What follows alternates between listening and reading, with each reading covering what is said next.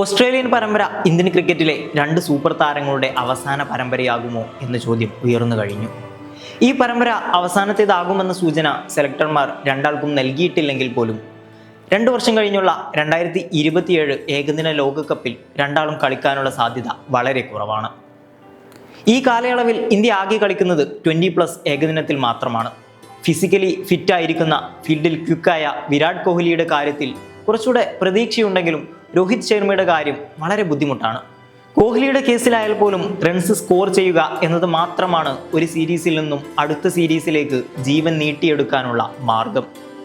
പെർത്തിൽ സാമാന്യ ബൗൺസുള്ള ട്രാക്കിൽ പരാജയപ്പെട്ടെങ്കിലും സിഡ്നിയിലെയും അഡലൈഡിലെയും ബാറ്റിംഗ് ഫ്രണ്ട്ലി ട്രാക്കുകളിൽ രണ്ടാളും സ്കോർ ചെയ്തേ മതിയാവൂ.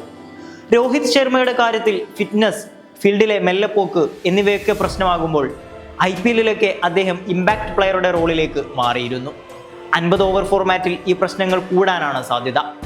SSC ജയ്സ്വാൾ എന്ന കിഡിലൻ ഓപ്പണർ അവസരത്തിനായി കാത്തിരിക്കുകയാണ് എന്നതും നാം ഓർക്കേണ്ടതുണ്ട്.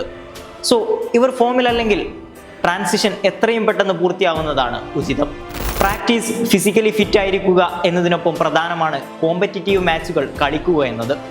മറ്റു 2 ഫോർമാറ്റുകളും കളിക്കാത്ത സ്ഥിതിക്ക് കോഹ്ലിയും രോഹിത്തും ആഭ്യന്തര ക്രിക്കറ്റിലേക്ക് മടങ്ങാതെ മറ്റൊരു വഴിയില്ല.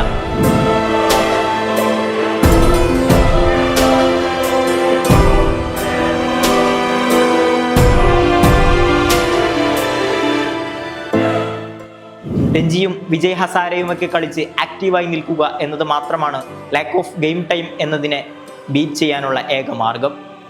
2027 ലോകകപ്പിൽ ഇവരിൽ ഒരാളെങ്കിലും കളിക്കണമെങ്കിൽ ഫിറ്റ്നസ്, ഫോം എന്നീ 2 ഘടകങ്ങളും ഏതാണ്ട് ഒരേ അളവിൽ തന്നെ സമന്വയിച്ച് പോകേണ്ടിയിരിക്കുന്നു.